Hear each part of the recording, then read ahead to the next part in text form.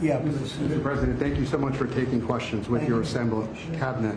I wanted to clarify something that you had said on Sunday regarding the boat strikes near Venezuela. You had said that you didn't know if the second strike on that one boat had happened, but you wouldn't have wanted it. Now that your administration has acknowledged that it happened, do you support that second strike? And Mr. Secretary, I wanted to clarify something you had said in an interview back in September, I believe on Fox News. You said that you had watched that strike live on television.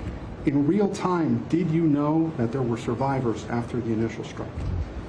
Well, look, all I know is this. Every boat that you see get blown up, we save 25,000 on average lives, 25,000 lives. They've been sending enough of this horrible fentanyl and other things like cocaine and other things, but fentanyl right now is the leader of the pack, to kill our entire nation. Because a little speck on the head of a pin can kill somebody. It's very dangerous stuff. I know so many people where their sons were drug addicts. They had one little sample, and they died. They died. They couldn't believe it. As far as the attack is concerned, I still haven't gotten a lot of information because I rely on Pete. But to me, it was an attack. It wasn't one strike, two strikes, three strikes.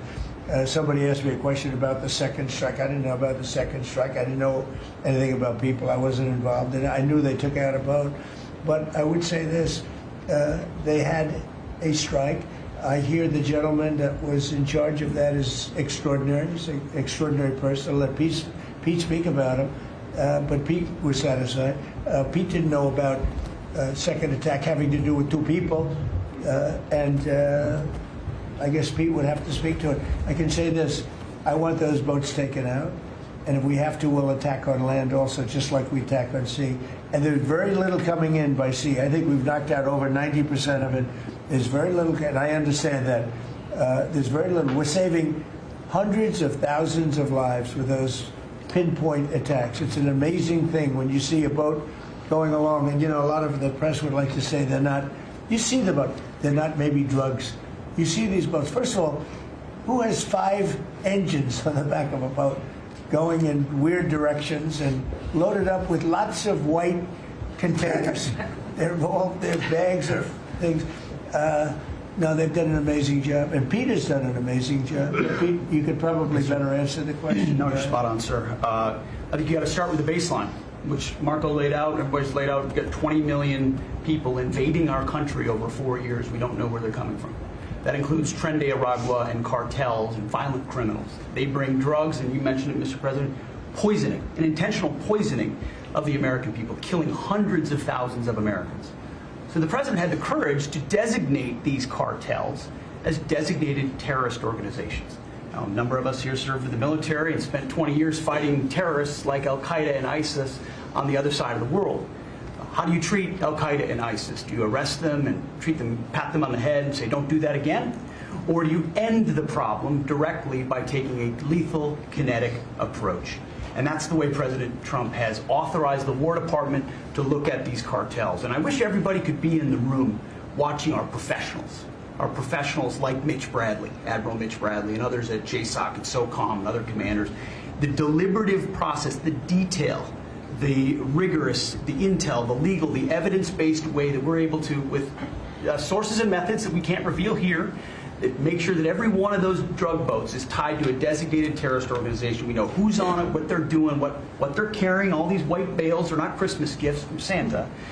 This is drugs running on 4-motor fast boats or submarines that we've also struck. No one's fishing on a submarine.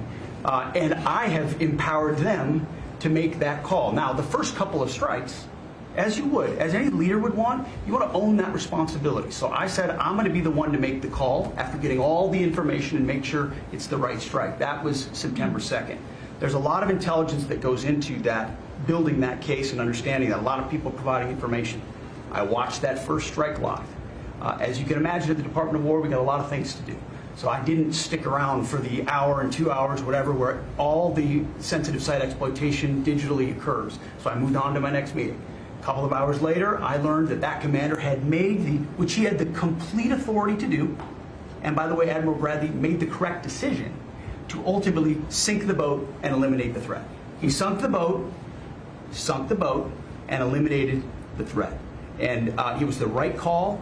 We have his back, and the American people are safer because narco-terrorists know you can't bring drugs through the water and eventually on land if necessary to the American people. We will eliminate that threat, and we're proud to do it. So you didn't see any survivors, to be clear, after that first strike?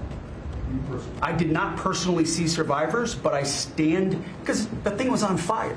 It was exploded and fire and smoke. You can't see anything. You got digital. This is called the fog of war. This is what you in the press don't understand. You sit in your air-conditioned offices or up on Capitol Hill and you nitpick and you plant fake stories in the Washington Post about kill everybody, phrases on anonymous sources not based in anything, not based in any truth at all. And then you want to throw out really irresponsible terms about American heroes, about the judgment that they made. I wrote a whole book on this topic because of what politicians and the press does to warfighters. President Trump has empowered commanders to do what is necessary, which is dark and difficult things in the dead of night on behalf of the American people.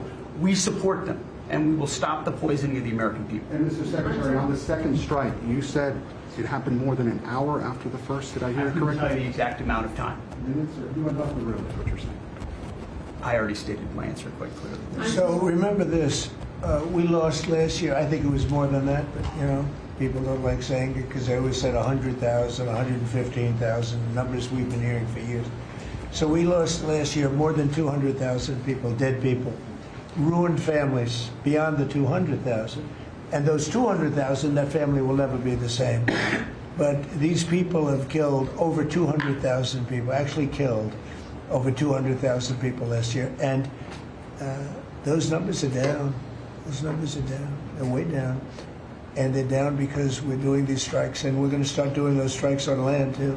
The land is much easier. It's much easier. And we know the routes they take. We know everything about them. We know where they live. We know where the bad ones live. And we're going to start that very soon, too. Mr. President, thank you so much, Mr. You President. know what? When we start that, we're going to drive those numbers down so low. And then you're going to have families be able to live without the fear of their son or daughter just having a pill to have a little fun and ending up dying within a period of 60 seconds, right? No, we're not going to let that happen. We're not going to let it continue to happen. What Biden did to this country by allowing all these people, and I call them animals in many cases, I think they're animals, to come into our country and destroy our country and let all those drugs pour in, let people just walk across the border like it was nothing. You look at them, a lot of them, they say, oh, let's not discriminate. I'm not talking about color. I'm just talking about you look into the eyes of some of these people. We're smart. And you see a killer. Come on in. Just come on in. 11,888 murderers. Many of them committed more than one murder. He allowed them into our country, totally unvetted, totally unchecked. But he also allowed drugs to come in at record numbers. And hundreds of thousands of people a year died. And we're taking those son of a bitches out,